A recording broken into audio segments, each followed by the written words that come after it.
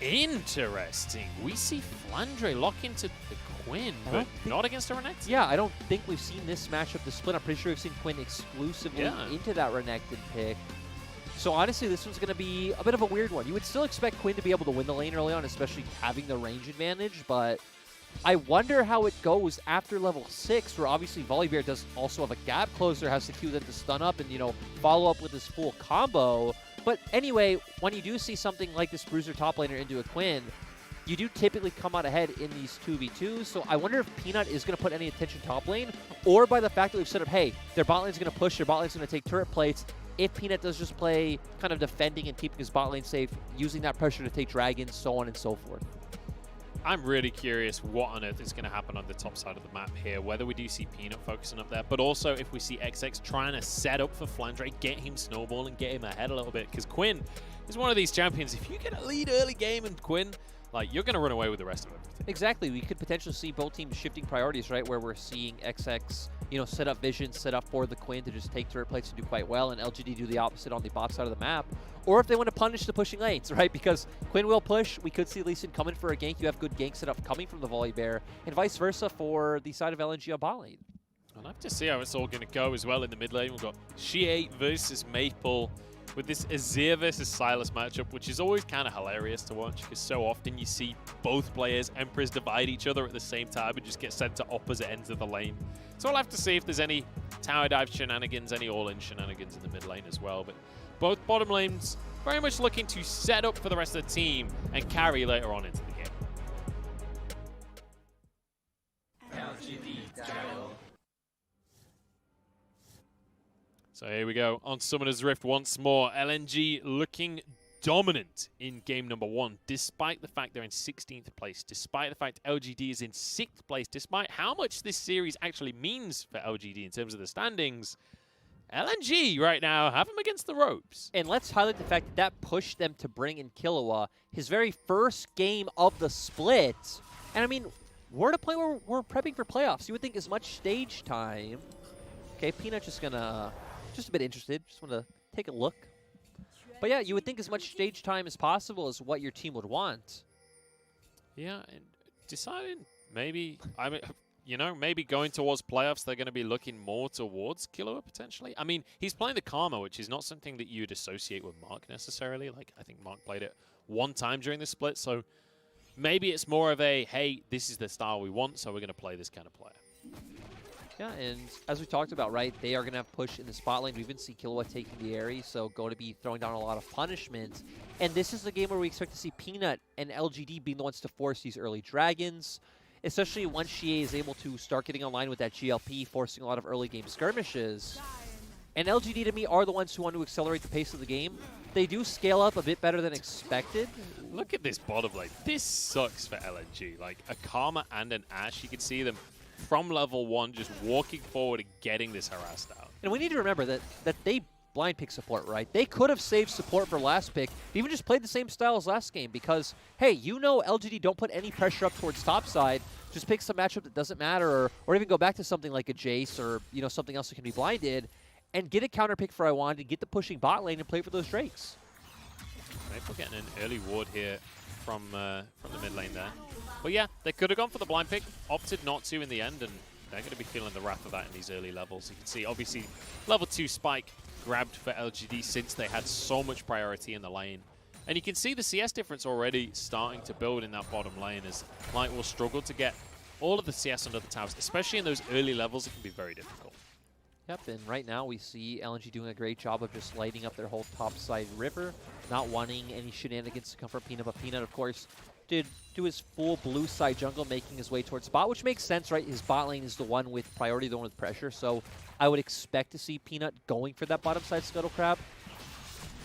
He's at very least going to go for the bottom side chickens for now, and he'll be able to move over there shortly as XX, as you rightly say, going to be on the top side of the map here. We'll go for that Scuttle Crab. So handshake in the early game here from both teams, basically saying, look, you have that off the map, we'll have this one. And LNG, once again, are fine taking this game slow. They have the Aphelios, they have the Azir, they're going to scale up quite nicely. The thing is with the Quinn, it does make it, I'd say, a bit more awkward because obviously LGD's like true 5-man is a bit better than LNG's, but at the same time, Peanut setting up for a potential dive. Iwandy is extremely low, not level 3 yet. And there's a ton of follow-up that can come from Kramer and Killua at long range. Maple does have TP, though, so he could potentially react to this. We'll see if they're going to be able to. Iwandy taken even lower. Heal going to be used, but Peanut goes wide on the Sonic Wave. Now Graviton, but they're not underneath the tower just yet.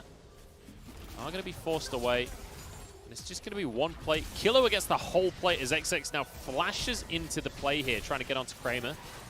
Kramer's going to be all right, having to use both summoners. Yeah, that feels like a massive win from XX for me, right? Sure, you blow flash yourself, but you're set. You have Hex Flash. So you get heal, you get flash out from Kramer. You're going to be able to more easily look for these bottom side plays. And, I mean, think about it, right? LGD's bot lane is the one pushing up aggressively. They're the ones that want to take these turret plates. So now it's going to demand more attention from Peanut for them to be able to do this. Super interesting as well that LGD are the ones to step forward there and try and make some kind of tower dive play, because trying to dive Tahm Kench is always a little bit shaky. Even when he's low, like, he's always deceptively tanky. I think it made sense in the moment, right? He was about 40% HP, especially if you could have guaranteed the Sonic Wave coming out, but, you know, a bit unfortunate on the execution. See, this poke is going to continue for the entire lane. And you can see that LNG were expecting this as well. Dawn Shield start coming out from Light. And here we go. Hex Flash in the mid lane. xiye could be in trouble here. Facebreaker back. xiye is going to walk away with his life for now. The heal comes on through. Forced to flash. Does get away, though. And so far, LNG doing a great job, right? They counteract the plane bot, make this proactive play in mid. But I'm going to go back to bot lane for a second and talk about, hey, Iwandy's not even taking the Guardian. So their laning phase is actually even worse. They're taking even more damage coming out from Killua and Kramer, sacrificing that for a bit more utility in the mid game, being able to trade out the summoners, going to be able to switch to things like TP and react to plays around the map better. Even Smite around the Dragons and Baron later on in the game as well. So definitely does add value to the game going for that Unsealed Spellbook, but certainly not as comfortable during that lane. It shows confidence to me, though, right? It says, hey, like, I don't need this Guardian. Meanlight will be fine in this 2v2. And they've done pretty fine so far, right? They are about 4 CS behind. They're still going to back and, you know, match items with Kramer and Killua. And we do get to see the cull for Flandre to start this game off as well, as he's going to go with the customary cleanse. Ooh. Look at Iwandy, though, making his way kind of towards topside. And XX is here as well. Iwandy's still level 4, so no Abyssal Voyage here. He has TP, you're absolutely right, Langx. Immediate respect all comes out there. Stormbringer away from the play. So I like this cheeky play coming out from LNG because we talked about, right? LGD should have Dragon anyway. They have push in the bot side. And this is what we just talked about. We talked about the utility coming out from being able to switch to things like TP. So you make this cheeky play towards top. You bring Iwandy there just in case, you know, it turns into a 2v2 or something like that. So it isn't a 2v2, it's a 2v3. And now Iwandy can very easily go back to bottom lane. Yep, TP's back down to the bottom side of the map because of the Unsealed Spellbook. I love cheeky plays, Munchables. I You love them. certainly do. You should make your way to Nando's. If you like things that are cheeky, get yourself down to Nando's. It is... There are very few things in this world that match a good Nando's. It's inconsistent, though. Have we had this conversation on broadcast? I don't know, but I'm willing to do it again. It is I can amazing. talk about Nando's all day. Peter's going to be rooted here. I don't anticipate much of a follow-up, though. Especially for all of you viewers, I'd say, in America, because Nando's isn't really prevalent there. I mean, I think it's only in a couple states on the East Coast. Yeah. But it is the best chicken ever. It's so damn good, honestly. Like, XX knows how good it is, and he wants to make some chicken out of Killua here. The Inspire means Killua can get away with his life. Like, the thing about Nando's is it's inconsistent. There's sometimes it is the very best thing in the whole world. Like, especially if you're hungover, go to Nando's for lunch with your mates, get a cheeky little garlic bread, some peri-peri chips, some chicken thighs, extra hot. Oh my lord! Don't do this to me, man. But if you go during rush hour, you go to a really busy branch, they've got the chef on that's not that good, maybe he's training or something. Sometimes you just get this burnt husk of a piece of chicken that's just tons and tons of peri sauce on, and you know that they just put that peri sauce on to hide the fact that they couldn't be bothered to cook the chicken properly. So I'm lucky enough I never had that experience. I actually ate Nando's a ton when I was coaching in Malaysia, and man, the best thing ever, like Killua getting caught out. Flandre knows all about Nando's, and he knows all about how to take down a health bar, but not quite enough. just going to get away. And now Iwandy and Light are actually up here first. Kramer's still making his way up. Hang on, Langx moves in onto Flandre, but the cleanse means that Flandre is completely safe from the damage. Langx does have flash available, and he's got his teammates arriving as well. Killua should be able to get a shield onto him. Peanut's there to kick away XX. This is a nice little play, but Abyssal Voyage now, they're desperate to finish this bear off. Peanut knocked into the rest of his team. I'm amazed they had the damage to finish that one off. But LNG, they get yet another kill. And that was so close to even them being able to take down Langx. Nice ult coming out from XX, honestly. I was so concerned when Flandre flashed for him, like, man, you're a single target damage Quinn with pretty much no items. But like you said, surprising amount of damage coming out from both Iwandy and Light to be able to burst down Peanut. Really beautiful stuff. And Maple especially as well with the Emperor's Divide following up with the Conquering Sands. But what is happening to LGD this series? We see them have pressure in the bot lane. They play for those dragons like we talked about. We see Killua make his way up towards top, which is signaling like they want to play for the Herald, but ends up having to burn his flash. But as we see here, they turn their attention towards top side. The ult comes out. Nice flash from Langx, and the shield, as you highlighted. Nice kick coming out from Peanut. And Langx's one that's low. Peanut is full HP. That is so much damage coming out. I feel like that was a lot of it was Maple there. Yeah. But, well, fantastic play coming out from LNG at the end of the day. And it's feeling to me like, you know, LNG, they're that dream lunchtime hungover Nando's, right? Where it's all just perfect, it's all juicy, it's all delicious. That's why they're drafting things like the Quinn in the top lane with Valor on his shoulders, things like the Azir in the mid lane, these birds in the composition, because they know all about Nando's.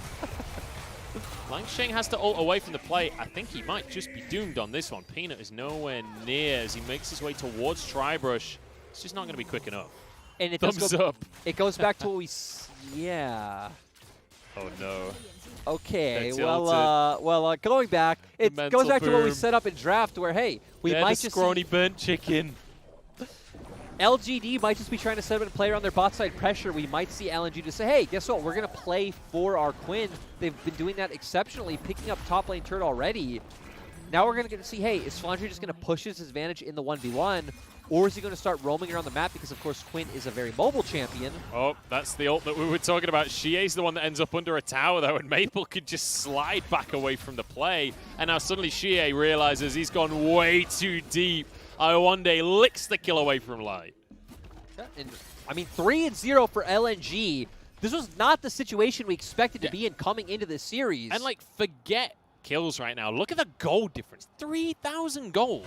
11 minutes for LNG. Now Flandre is playing solo Q Quinn right here. He's just invading Peanut on his own. This is what I like to see, though, more than the Quinn we've seen out of people like the xiye, where they are just kind of forcing their own lane and pushing their advantage even more. Is like, hey, you know, the lane's pushed in. You have this where you can roam around the map and start helping out your team accelerate the game, which definitely feels like where the game is at right now in Season 10. So I'm happy to see this out of Flandre. Yep, pulling the Drake out of the pit here as Peanut's nearby, but Lee Sin won't be able to reach with the Sonic Wave. Valiant effort from Killua there, but the Dragon goes the way of LNG. And now towards the mid lane as well. xiye needs to be a little bit careful here. Maple goes in, doesn't have the ultimate available just yet, but Flandre has a whole lot of damage. XX pulls him in for yet another kill. I mean, LNG are just making this look easy. LGD are making a lot of, like, small, minute oversteps and like mistakes you wouldn't expect to see out of a team that's going into the LPL playoffs. You remember in game number 1 where I said I give LNG a 1 in 10 chance of winning this game? That's how much faith I have in them. Can I do a redo on that? Because right now I'd give them a 10 out of 10 chance of winning this series. LGD have basically not shown up to play. This is really scary for LGD fans moving towards playoffs with their series against BLG that looked dicey at best, and now looking towards potentially even a 0-2 result against LNG. I mean, it definitely opens up some questions for LGD, but, you know, I'm still going to be positive. I'm still going to assume in playoffs they'll be fine, but... This is all part of the process. It is. You've got to get some extra losses in so you can learn to lose and move forward. Yes, you do. Become a winning team, right? And they realize, hey, you know, we potentially have one more game of the split left. Let's just put Killua in now, see if the synergy and the communication can work out, you know, with really no time left to practice it after this. Just hope for the best. Let's see if some kind of miracle can occur on stage today. Hey, they look calm. Look at Peanut's player cam. Looks extremely cool and collected. We have seen some emotes from dead players, though, in Yes, this series. yes, we we saw have. Peanut tipping the top hat in game number 1. We saw a big old thumbs up from Langx after he got killed in the top side of the map. And now it might be him getting killed once again. XX uses the showstopper. Peanut trying to get away in the jungle. They don't have any teammates nearby. Getting chased around on both sides. That was super weird. Flandre bouncing around the play. Killua gives some movement speed to Peanut. They will get away with it in the end. I'm just going to say, these emotes. Oh no, XX. I don't know if this was the play, mate. He's going to have the Haymaker to keep himself safe, at least for the time being. Good amount of damage. And with Flandre there as well. LNG are winning this 3 versus 4 right here. Iwandy arriving as well. I mean, even going back to the start of this play, it was Langx and Peanut just running into LNG's turrets. Yep. And champions, for that matter. And champions. XX moves in, tries to get himself a steal onto the chicken. The siege continues in the mid lane here as Light has moved up. All 5 members strong here for LNG as they're desperate to finish this tower off. Killua is in trouble, but he has a stopwatch. Iwandy's going to be stunned up. Peanut got the Sonic Wave. He's going to go in, but the thick skin keeps Iwandy safe. He then saves the AD carry, and this is why I hate Tahm Kench as he walks away with his life. You know, it was all a big brain play from LGD, right? Like, kind of run it down in topside, make it look like you don't know what you're doing to extend this fight long enough to get the recall Langx, TP back in, force a mid lane turret. Give their opponents a false sense of security so that you can get almost a third of a turret's health down there. Yes. Damn. It was right in front of our faces all along. The genius play. 300 IQ. xiye now could be in trouble. Maple gets the Emperor's Divide off. xiye's going to go down. It's another kill for LNG. Maybe the play didn't work out after all.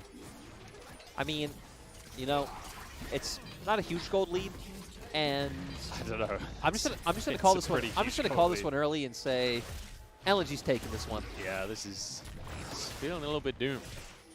4,000 gold. They got a Drake. They're looking for themselves to get a Herald as well. Peanut's here though. TP coming through as XX gets a face breaker onto Peanut. Sky Splitter to keep Langx alive for now, but with Light on the scene, I don't think Peanut can stick around here. This will be the Herald for LNG, but they want some more as well. Maple going in. Doesn't have Emperor's Divide right now, and he's going to be kicked back. Killua able to tether him, but Iwandy keeps him safe. I hate Tahm Kench, man. As Maple gets away with his life here, it's Killua that went down. Haymaker goes through, and it's 2 kills for Light, and there's low health bars as well. Oh, the arrow at the last second, though. Kramer barely gets away with it. At the same time, 4K gold lead for the side of LNG. They did secure the Herald themselves, and Flandre's getting so much time by himself with this bottom lane turret. Actually, not with the turret necessarily, I guess, but with the Krugs at least. Yeah. Also took the red buff. And all things considered, it was still like an even fight, right? It was still 2 for 2. It was still the Herald going the way of LNG. It was still 2 more kills for this Aphelios. Still feels pretty fine for the side of LNG. Maple forces them out. Peanut coming in with a nice pick. We've seen the stopwatch coming out for Iwandy. And then Light going forward, you know, being able to deal that DPS, just have the Severum Infernum combo. XX trying to put out damage to survive a bit longer because of the Haymaker. And, you know, Kramer getting the arrow up in time to secure the skill. I hate Tahm Kench more than I hate Yuumi. And that's saying a lot. I don't. I still think Yumi's worse. I mean, I don't like Yuumi. Like, I think that's been clear in previous broadcasts. But Tahm Kench, just so much potential to ruin everything every single time. The thing I like about Tahm Kench is he opens up like fun potential counter picks like Brand to come into the meta. And I'm always ready for Brandon Zyra to come into the meta. Like that is something I want to see. Sure. But I feel like the amount of Brandon Zyra that we see comparatively to the amount of Tahm Kench does not make it worth it. I mean, we see 0 Brandon Zyra, so... Exactly. That's what I'm trying to say here. But the potential, Munchables, it's there. Yeah. I'm with you. I'm with you. But at the same time, we don't see it. Light! You're dead, mate. See you later. That was a nice little play from LGD. Maybe they've still got some life in him. Yep. It, you know, only took 18 minutes, but we finally see some nice plays. It took an entire game plus 18 minutes. Yeah. So it took 48 minutes, because the first game was about 30 minutes long. Yeah. So, you know, nice to see from LGD. This is what we expected, right? We said, hey, they've pushed in bot. They obviously have the Enchanted Crystal Arrow on the Ashe. You know, stack up early Drakes, look for these plays with the Enchanted Crystal Arrow on the map. So here's a thought, Eric. we need to see something out of Flandre this game. Because I feel like we've seen a decent amount of Quinn recently in the LPL, but we haven't seen very much particularly impactful Quinn. I feel like every time I see Quinn, like, it'll look really good to start the game off, and then it just looks worse and worse the longer the game goes on. I kind of want to see something magical out of Flandre here. I want to see him carry the game as a Quinn. It goes back to what we always say, right, of just, you know, these pure split pushers obviously aren't as strong in this meta. I do feel like we've seen a bit more to Flandre, right? We've seen him hover over towards his team twice, one of them even committing to putting some damage down on the enemy team and taking a dragon. But I do agree. I want to see him actually actively using this pressure rather than just, you know, farming, stacking up his damage numbers on the Volibear, farming. Maybe he gets to hit a turret once or twice, but... It must be like, it's one of those conversations of like, what is going on in scrims? For so many teams in the LPL to be pretty regularly picking this Quinn up, it's got to be destroying scrims, right? It's got to be doing something exceptional off stage because, I mean, it's not like we've not seen it win, but it never feels like the cause of the win, you know? Definitely not. Hang on. He's fine. Yep, he's got Valor. In fact, he's going to go for some damage. Kick back as the Abyssal Voyage comes through here from Iwandy. XX on board as well. Flash on in. Showstopper, the Facebreaker will come through. That's a lot of damage and a lot of CC coming out as Peanut barely gets away from this one. One more auto from Flandre to get the kill. Herald dropped mid-fight, by the way, as they want to get themselves this tower. Langx going to be trying to tank up for the rest of his team, but maybe made a mistake going back in with the ultimate there. Herald gets the charge, minion wave arriving. This should be the tower going down. In the meantime, Maple trying to get a tower in the mid lane as well. Light saved from the arrow. xiye has that showstopper, but can't find his way into the play. Might just get burnt down instead. XX with the Haymaker. Kramer trying to finish off these health bars. Everybody's so low, but Kramer can't quite finish these kills off. Iwandy with the thick skin as XX comes in. Kramer realizes his mistake, has to flash away from the play. Now a TP coming through as well, and it's a long fight here, and Light might just pay with his own life here. xiye returned to get one. So, first of all, Kramer played that fight beautifully. Like, he was pretty much right on the outskirts of any enemy damage that whole fight, doing good. Maple, though... Uh-oh. Langx, he's an angry, angry bear, but the Emperor says no. I actually just wanted to point out that Maple did take the inner turret in mid lane as well, so despite all of those shenanigans going down, you almost drop the bot lane turret, you pick up some kills, and you get the mid lane turret. Once again, feels like LNG came out ahead in that trade. So LNG looking pretty good. Flandre as well, got to have some value on this Quinn. We've got to see a fight rotating around him as opposed to him having to move to the rest of the team. And we also got to see the positive of Tahm Kench, right? That Abyssal Voyage used so proactively. We've talked about this a lot earlier in the split when we did see it a few times, right? That it feels like that's what differentiates between a good Tahm Kench player and a great Tahm Kench player. And this is also what was so strong about it last year when it was meta, was being able to supplement these side lane carries, constantly be able to react to fights, look for picks yourself, and it's great to see LNG taking advantage of a strength we don't often get to see taken advantage of. Oh my goodness. The Colonel is not liking the chances for LGD to make top 4 right now. 84% in favor of LNG. And, you know, the thing is, it's not like I'm looking at LGD's composition and going, oh yeah, but they hard outscale right now. That doesn't feel like the case. No, I mean, I definitely favor LNG, right? Just having the Azir and the Aphelios, especially with Peel coming in from Tahm Kench and Sett. The thing that's nice about LGD's comp, right, is the 5-man is very strong in the team fight compared to Quinn, who's only going to be offering that single target DPS and can be very easily zoned out of the fight. So Langx going to be a frontliner, Killua going to offer a ton of value. But they definitely have a ton of like skill shots and skill expression that needs to hit for LGD to even hope of coming out ahead in these fights. I mean, Kramer's been doing amazingly with his positioning in these fights. And with his arrows as well. His arrows have been great this game. I feel like a much-needed performance out of Kramer here as well on this Ashe. I mean, he generally looks pretty good on the Ashe. As we've mentioned, it's more the rotational play that let's point out, you know, these first 2 games, his team pretty much, you know, running it down around him. We definitely need to see him step up here. He's that dog with the mug of coffee where everything's on fire and he's like, this is fine. Yeah. I mean, hey, he's also, again, at least been dealing with it very well. The problem is LNG are on Infernal Soul. Oh, well, no. Infernal Soul points, I'm sorry. Oh no, like shit. As soon as that Q's are called out, this 1v1 sucks. As soon as you don't get that stun, there's just no way you ever get onto Flandre. And I'm ready to see people, you know, spam the LS emotes in our chat because of Maple's Morellonomicon. Definitely justified by chat. So, is this fine? Is the Morellonomicon okay here? Is this a normal build? Or is this a Sinner build? I'm not a fan of it. I mean, and again, you can mention... Should it be Leandri's? Or is that too LS? It doesn't necessarily need to be Leandri's either because you don't have a lot of like targets stacking health and things like that, right? Stacking a lot of defenses and things along those lines. I think you could even argue for a very snowbally build, maybe making his way towards a Oblivion Orb in the Death Cap. But point is, they don't have much healing. They do have obviously Blade of the Rune King Redemption, and you could talk about Kingslayer, but especially the way a lot of these fights are playing out, I don't feel like applying these Grievous Wounds is really massively seen, right? They're playing a lot around side lane pressure with the Quinn and things along those lines, playing with the Abyssal Voyage with the Tahm Kench. Speaking of items, though, when we look towards...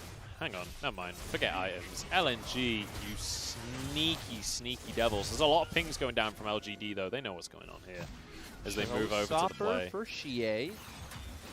Showstopper for XX as well, because he's going to get out with his life here. Gravitum on 2 players. Kramer's in trouble. Emperor's Divide. Say hello to Shurima. Everybody going down here for LGD, but xiye moves back into play. Light is completely fine. He's free hitting as Aphelios this entire time. Quadra kill goes through. LNG are slaughtering LGD. Yep, and great play coming out from Light, but I especially want to highlight Maple for setting it all up. Great Empress Divide, as you said, set up from the burst, from himself, and also Flandre coming out, which then gave Light all the room in the world to work with to win this fight. Now is going to be a 25-minute Baron for LNG. And just look at the scoreline for Light. He already had an IE and a Hurricane. Now with a Quadra kill, he's 8-3-2. Like, if you want the gold anywhere on this composition, Light is the guy. And let's see how this goes. We see LNG posturing for the fight. Good ult coming out from Light as well to lock those members down. So he was actually the one to start up. Maple coming in, though, with a great engage, instantly bursting out Kramer, who he highlighted as he standout for this team so far. Light also takes down Peanut, but hey, Langx does a good job of taking out Flandre, and we also then just see Light cleaning up the fight. And you know what? This is one of those plays where obviously a lot of people will just take it away from him because he's playing Aphelios, but Light set the play up. He got himself the Quadra kill. He did the majority of the damage. Like, Light deserves all of the praise for that play. That was beautiful. And, I mean, we don't even see that much Aphelios here in the LPL anymore, right? It's, a select few teams that do stand by that champion. So, great to see his confidence. Great to see him be willing to blind pick the Aphelios and do so well. So now, LNG, they did get the Baron off of all of that. They've got 3 Drakes for themselves. It's 1 minute until that Infernal Soul is on the map. And LGD are just falling further and further behind with a composition that they needed a lead with. Lanxing continues to struggle against Flandre in the side lane, who just one more auto would finish that tower off and finally grab it for himself. It means the rest of his team can start to move in. Lanxing's in a whole heap of trouble here. Will get the shield off. The Redemption will keep him safe. And the Blade and the crits doing so much work, but... going back to the discussion of bot lane, we saw LNG run the, the winning bot lane last game, smash lane, snowball the game. This time, they took the losing bot lane. They took the harder matchup. We saw the early laning phase, how hard it was for Iwandy and Light to play out, and still, once again, showing up massively.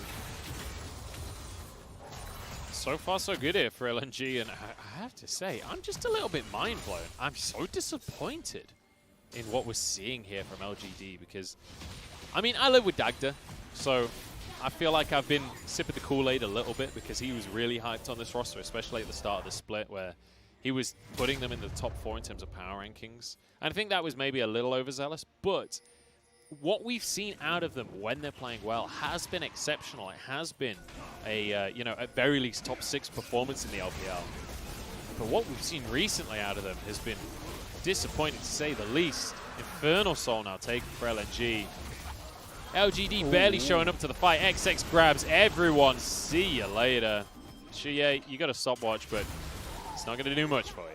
And overall, it feels like that fight is the game ender for the side of LNG. They're going to be able to push through bot lane as we see here, and nothing LGD can do to stop this. That fight is the game ender, but this game ended a long old while ago, Lyric. This has been all LGD, all series long. I feel like this series ended like 1 hour ago, honestly. This series ended when Peanut died at Dragon and did the top hat emote, That was the moment where LGD died. Now onto the Nexus as Langx trying to 1v1 Flandre still, and it's still not working out for him. Just get a shield at the last second. Another double kill for Light in the meantime. Flandre now diving the fountain to get a kill onto Killua. And Killua laughing in the player camp. Yeah. Nope. Very. I mean, it's one of those, right? You can either laugh or you can cry. True. I guess you gotta